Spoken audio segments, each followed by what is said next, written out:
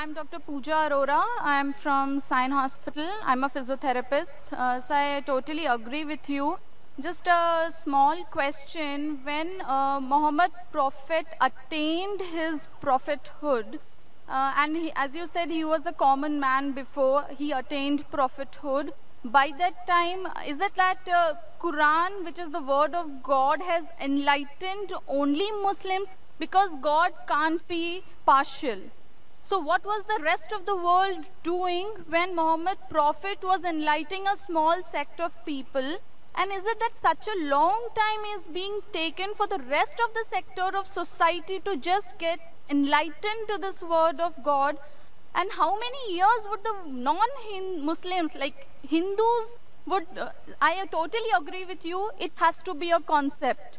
Hindus are believing idols, pictures, or Ram, Bhagwan, whatever, but it is a concept and they have to be enlightened about it, that it is one. Hinduism also follows an almighty, which is a power, a divine power, but unfortunately it is being given in various forms. So this enlightenment, if Quran helps a Hindu to know this enlightenment, it is fabulous. Sister asked a very good question and a very important question. She said that if Quran is such a great book, if it's the word of Almighty God, then why, when it came to Prophet Muhammad, it was only meant for that small group, Arabs of that time, only Muslim. Why not for the full world? How long will it take? Sister, the Quran was never revealed only for the Muslims or for the Arabs. The Quran was revealed for the whole of humanity. It's mentioned in Surah Ibrahim, chapter number 14, verse number 1. In Surah Ibrahim, chapter number 14, verse number 52. In Surah Baqarah, chapter number 2, verse number 185. And Surah Zumur, chapter number 39, verse number 41. That the Quran was sent for the whole of humanity. Time is short, therefore I'm only giving references, not the quotations. So Quran was not sent only for the Muslims and the Arabs. The Quran was sent for the whole of humanity. And Prophet Muhammad, peace be upon him, he was not sent only for the Muslims or the Arabs. The Quran says in Surah Anbiya, chapter number 21, verse number 107. وَمَا أَرْسَلْنَاكَ إِلَّا رَحْمَةً لِلْعَالَمِينَ, that we have sent thee not but as a mercy to all the human beings, as a mercy to all the worlds, as a mercy to all the creatures. The message is repeated in Surah Sabah, chapter number 34, verse number 28, that Prophet Muhammad, peace be upon him, is sent as a universal messenger, giving glad tidings and warning them against sins. But most of the human beings yet do not know. This verse of the Quran says, most of the human beings yet do not know. That's the reason, sister, we are having such conferences. It's the duty of every Muslim that should convey the word of Almighty God to all the human beings. So, one more thing, sir. Can I ask? It may take time, but better late than never, sister.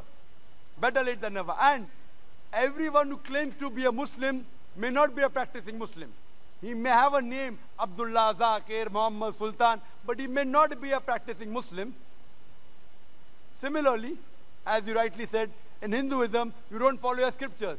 But yet, the religion which is the maximum followed, not only by lip service, but in practice today, it is Islam, number one. In numbers, Christianity, it is close to 2 billion. Muslims claiming is 1.3 billion. But the people practicing the religion, number one is Islam. Percentage-wise, it is the largest. So these lectures are mainly those small percentage of Muslims who are not following Islam correctly, to get them closer to Islam. And to those non-Muslims, we want to give the message of peace, the message of love, and prove to the world that there is only one God. The ultimate peace can only come if you submit a will to Almighty God. That's the only way to get ultimate peace in this world and the hereafter. So that is the reason, sister, we are having such conferences. We have a satellite channel, Peace TV, where every day more than 60 million people, they are watching it. So at least on the day of judgment, we can give shahada to Allah subhanahu wa ta'ala. Ya Rab, we did our best, whatever we could. We at least gave the message every day at least to 60 million people. And today, the message has even reached you, sister. So tomorrow, on the day of judgment, I can tell to Almighty God, I gave the message to the sister. Whether you accept or not is in your hand, sister. I just want to add, can I? Thank you very much, sir. Just one more thing. Because God is impartial, So on the day of judgment, as you did a partiality that non-Muslims should be given first priority to ask their questions, God is impartial. So if Hindus stop believing in idols and pictures and they start believing in the Almighty, which has got no form, no shape, and on the day of judgment, is it that they will be not behaved as Muslims by God? No, it is not like that. It is the concept which is there in Hinduism, the misbelief that is followed in forms. But if following Hindu religion is not wrong, but following, because your aim is God, He is the supreme, He should not have form. But if this message is reached to Hinduism, you have won it. Very good, sister. Very good question. Thank you, sir. Regarding we being partial and impartial, there can be two different views from your side. Because we're partial, at least you could ask a question. If I wasn't partial, I couldn't tell to Allah subhanahu wa ta'ala, I gave you the message directly, one-to-one. You know?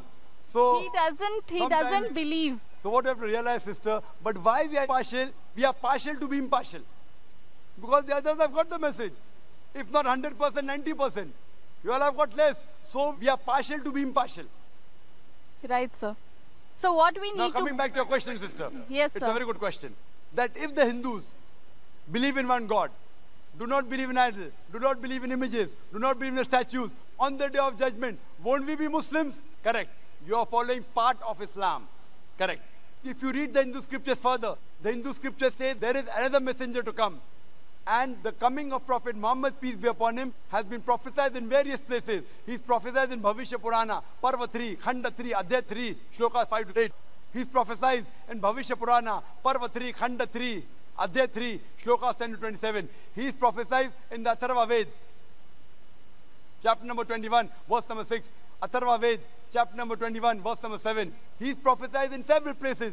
He is mentioned by name no less than 100 times as Muhammad in the Hindu scriptures. Right, Time sir. doesn't permit me to mention all the references.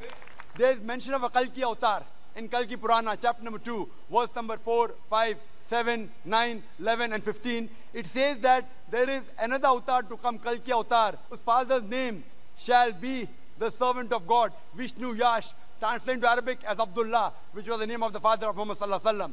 The mother's name of this Kalki avatar would be Sumati, that means peace and serenity, which is Amina in Arabic, which was the name of Prophet Muhammad sallallahu alaihi wasallam, mother. This person will be born on the 12th day of Madhav, the 12th Rabi Awwal, that is the Prophet Muhammad sallallahu alaihi wasallam born. He'll have 4 companions, and we know the first 4 Khulfa Rashidin.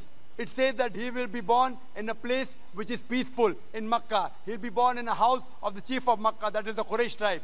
It says that he will go northwards from a cave and come back.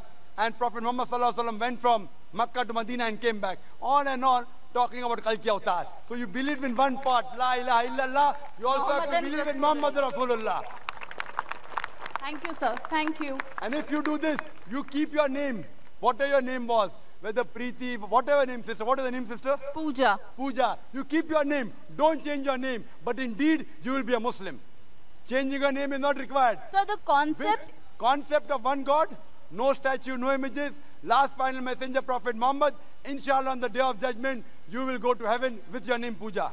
So the pathways are different. The only thing is the goal should be the same. That is what I believe. For the goal, pathways are different.